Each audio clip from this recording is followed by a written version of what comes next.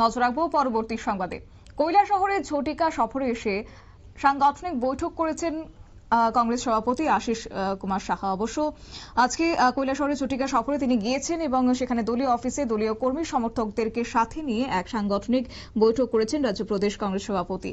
শনিবার দুপুরে কৈলাসহরে জেলা কংগ্রেস ভবনে সাংগঠনিক বৈঠকে প্রদেশ কংগ্রেস সভাপতি আশিস কুমার সাহা ছাড়াও উপস্থিত ছিলেন ঊনকোটি জেলা কংগ্রেসের সভাপতি এবং একই সঙ্গে কংগ্রেস নেতা রুদ্রেন্দু ভট্টাচার্য, আশিস সেনগুপ্ত, নরসিংহ দাস, রতন দত্ত, রুরু মিয়া সহ আরো অন্যান্যরা। সাংগঠনিক বৈঠকে গত 22 এপ্রিল পেহেলগামে যে সন্ত্রাসবাদীদের হাতে নিহত হয়েছে পর্যটকরা, তাদের আত্মার সদ্গতির জন্য 1 মিনিট নীরবতা পালন করা হয়েছে। রাজ্য সভাপতি কৈলাসহরে সাংগঠনিক বৈঠকের পূর্বে খোয়াই এবং কমলপুরেও বৈঠক করেছেন। কৈলাসহরে প্রথম সারির কংগ্রেস নেতা তথা কৈলাসহরের বরিষ্ঠ আইনজীবী, সাম্প্রতিককালে তিনি মারা গেছেন খালেদুজ্জামান সফি, এবং সেখানে বৈঠক শেষে রাজ্য সভাপতি আশিস কুমার সাহা তার বাড়িতে গিয়েছেন এবং পরিবার পরিজনদের সঙ্গে দেখা করেছেন। শোক সন্তপ্ত পরিবারের সদস্যদের প্রতি সমবেদনা জানিয়েছেন। কি বলছেন আশিস কুমার সাহা, শুনুন। পোশাক পরিচ্ছদ খুলে তারা প্রমাণ সাপেক্ষে সেখানে তাদেরকে গুলি করা হয়েছে। বহু আইটি সেলের বিজেপি দলের বিভিন্ন ধরনের অপপ্রচার, বিভ্রান্তিকর প্রচার সারা দেশ জুড়ে সংগঠিত হয়েছে। আমরা বিরোধী দল, আমরা কংগ্রেস দল, আমরা এই প্রচারের জবাব দেওয়ার জন্য আমরা বসে থাকিনি, আমরা রাস্তায় নেমেছি।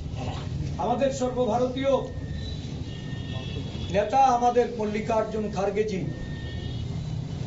তড়িঘড়ি করে ওয়ার্কিং কমিটির মিটিং ডাকেন। সরকারের পাশে থাকার জন্য কংগ্রেস দলের তরফ থেকে উনি ঘোষণা দেন।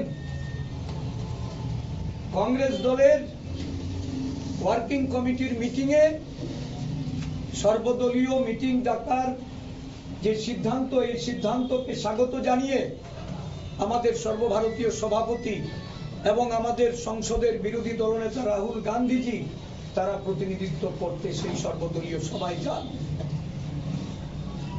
এটাও আমাদের প্রস্তাব ছিল, জাতীয় কংগ্রেসের প্রস্তাব, যে দেশের এই সংকটময় মুহূর্তে সর্বদলীয় সভা ডাকা উচিত।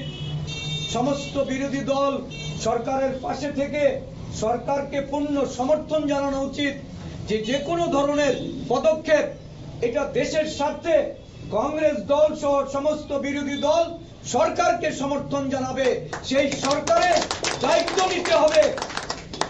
কিন্তু আমরা কি দেখলাম, রাহুল গান্ধী যখন বিরোধী দলের এই সদস্য রূপে, প্রতিনিধি রূপে সর্বদলীয় সভায় যোগদান করলেন, মল্লিকার্জুন খার্গেজি যোগদান করলেন, তারা সেই সভা থেকে বেরিয়ে উষ্মা প্রকাশ করলেন। এত বড় সংকটে দেশের প্রধানমন্ত্রী উনি সর্বদলীয় সভায় উপস্থিত না থেকে উনি বিহারের নির্বাচনী প্রচারে গেলেন। এটা কি বোঝায়? এটা কিসের ইঙ্গিত? কার দায়িত্বের অবহেলা? কে কর্তব্য পরায়ণে যথেষ্ট যার সেখানে ভূমিকা ছিল না? এটা মিন করে যে নির্বাচন বড়, দেশের জনস্বার্থ বড় নয়, জনগণ বড় নয়। যারা আত্মবলিদান দিচ্ছেন তাদের জন্য ভারতীয় জনতা পার্টি এটা মায়া কান্না করে রাস্তায় বেরিয়ে যে সেকুলার হিন্দু মুর্দাবাদ, সেকুলার হিন্দুর বিরুদ্ধে লড়াই। আসলে ভারতবর্ষে হিন্দু, মুসলিম, শিখ, ইসাই সকলের সমানাধিকার, সকলকে একযুগে বাস করতে হবে। সংহতি এবং অহিংসা, ধর্মনিরপেক্ষতা, সমানতা, এটা ভারতবর্ষের সংবিধানই শুধু নয়, ভারতবর্ষের জাতীয় কংগ্রেস এটাকে। অর্থাৎ কংগ্রেস সভাপতি বক্তব্য রাখতে গিয়ে তিনি প্রধানমন্ত্রী নরেন্দ্র মোদী এবং বিজেপি দলের তীব্র সমালোচনা করেছেন। তিনি এও বলেছেন যে পেহেলগামে মৃত পর্যটকদের জন্য বিজেপি দল মায়া কান্না দেখাচ্ছে এবং সেক্ষেত্রে সর্বদলীয় বৈঠকে নাকি প্রধানমন্ত্রী নরেন্দ্র মোদী তিনি উপস্থিত না থেকে তিনি বিহারের নির্বাচনী প্রচারে চলে যান। আর সেই গোটা বিষয়কে কেন্দ্র করে আজকে বিজেপি দল এবং একই সঙ্গে দেশের প্রধানমন্ত্রীর বিরুদ্ধে তীব্র সমালোচনা করেছেন কংগ্রেস সভাপতি আশিস কুমার সাহা। নিয়ে নিচ্ছে ছোট্ট একটি বিজ্ঞাপন বিরতি, সঙ্গে থাকুন।